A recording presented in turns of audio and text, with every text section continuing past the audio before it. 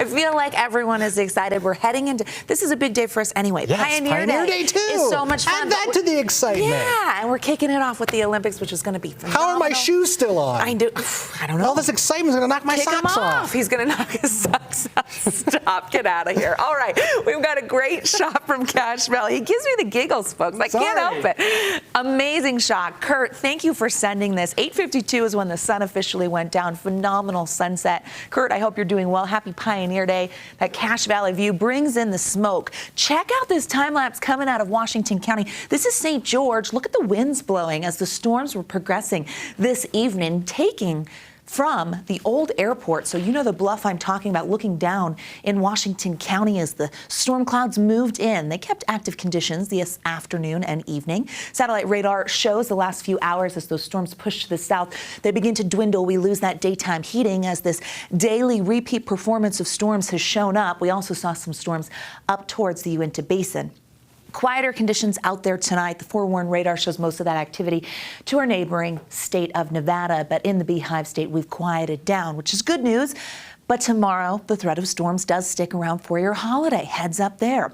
Great Salt Lake, really pretty shot. Chris Williams catching this one where you can see that haze. Wildfire smoke, not just from Antelope Island, but throughout the region, impacting visibility. Our Futurecast smoke model shows some thicker plumes, which are going to start to move into Cache Valley and the Uinta Basin as we get through the first few hours of Pioneer Day. You can see throughout the state, we hold on to the smoke-filled skies, and that's just due to our northerly flow around this ridge of high pressure. Now, we do have a bit of a pattern shift coming, but tomorrow we're anticipating unhealthy air for sensitive groups from Weber County down to Utah County. Also the case in the northeastern corner of the state.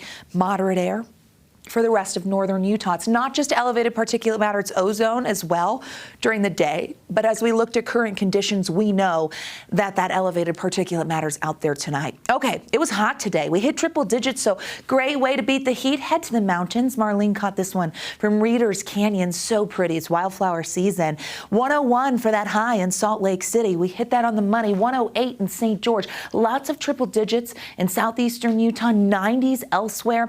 Building heat. And we're seeing it along the Wasatch Front as we cruise into the holiday. Mild overnight with smoke-filled skies, temperatures in the low 80s. By the time we wrap the newscast, we'll bottom out in the low to mid 70s. Along the Wasatch Front, mid to upper 70s. So we've got a mild start, and then we're off to the races. Temperatures could flirt with a record tomorrow because of the positioning of that ridge of high pressure. It's got a great grip on the Great Basin, and as a result, as it centers up over Utah, Nevada, and Arizona, we get above average temperatures, not just for us, throughout the entire region, but the Wasatch Front in particular. And that's why a heat advisory is set to go into effect at noon.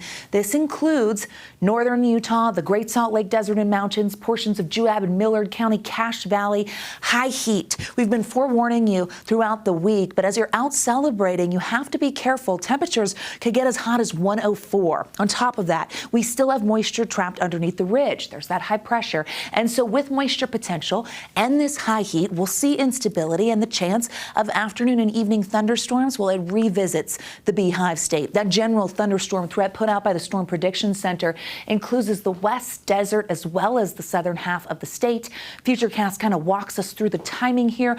Quiet out there, that mid-level moisture and clouds for southern Utah. But as we head into tomorrow over the higher terrain, and here we are Pioneer Day with the West Desert picking up on storms, models liking that even more. Some of those could drift towards northern Utah. We'll see what happens. Thursday, a pattern change welcomes storms back to the Wasatch Front as a trough moves in from the Pacific Northwest. Probable flash flooding in Grand Staircase and Zion, possible for Capitol Reef and Bryce. Quick check on those triple digits. We're going hot and hazy in the north for Pioneer Day, and 90s in Cedar City, 107 in St. George with storm potential. 106 in Moab. It's going to be hot. It's going to be a scorcher of a holiday. You just have to be careful. The storm threat eases as we head into the weekend. So do temperatures, a little closer to seasonal norms. In southern Utah by Sunday, averages 102. Here's the Wasatch Front.